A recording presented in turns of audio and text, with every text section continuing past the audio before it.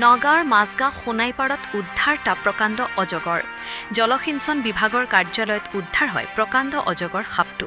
স্থানীয় ৰাইজে প্ৰত্যক্ষ কৰি বন বিভাগক খবৰ দিয়াত ঘটনাস্থলীত বন বিভাগৰ লোক উপস্থিত হৈ উদ্ধাৰ কৰে সাপটো ইফালে অজগৰ সাপটো চাবলৈ স্থানীয় ৰাইজে ভিৰ কৰা পৰিলক্ষিত হয়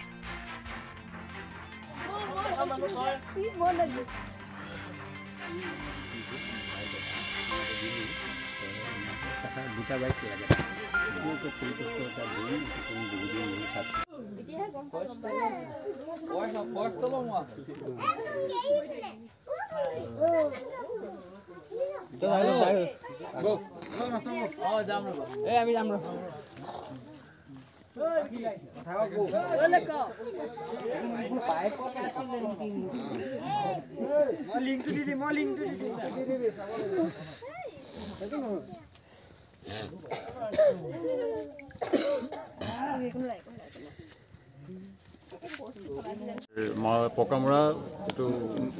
বাওঁ উত্তোলন এইটো আজি বহু বছৰ ধৰি পৰিত্যক্ত হৈ পৰি আছে ইয়াৰ কাম নাইকিয়া দুই চাইডে হাবি জংঘলে ভৰি আছে সাপ ওপৰৰ পৰা আদি কৰি পথাৰলৈ মানুহ ধান চান কাটিবলৈ আহিবলৈ অলপ অসুবিধা হয় জিলা উপায়ুক্ত মহোদয়ৰ জৰিয়তে ক'ব বিচাৰোঁ তেখেতে এই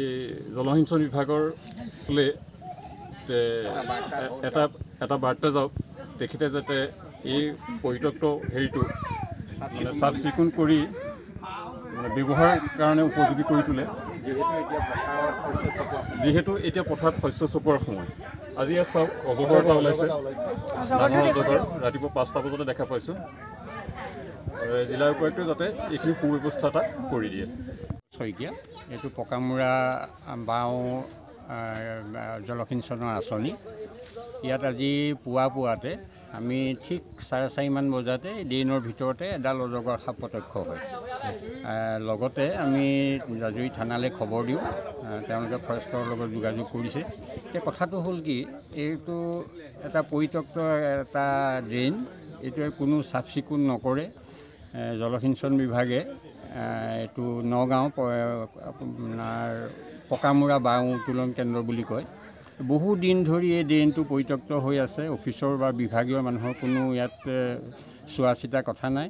ইয়াত বিভিন্ন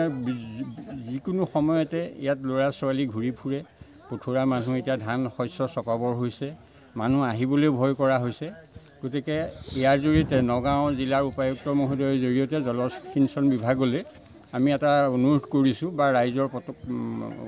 এটা দাবী যে অতি সোনকালে ড্ৰেইনটো চাফ চিকুণ কৰি মানুহ অহা যোৱা কৰিব পৰা বা পথুৰা পথাৰলৈ আহিব পৰা এটা পৰিৱেশ যাতে ৰচনা কৰে কাৰণ হ'ল মাজগাঁও প্ৰপাৰ মাজগাঁৱে আৰু নলডুবা ক্ষেত্ৰ পকামুৰা বাওঁ উত্তোলন কেন্দ্ৰ 10 ফুট দৈৰ্ঘ্যৰ হ'ব আপোনাৰ 30 কেজি হ'ব লাগে এটা অনুমানিক আমি ৰাতিপুৱা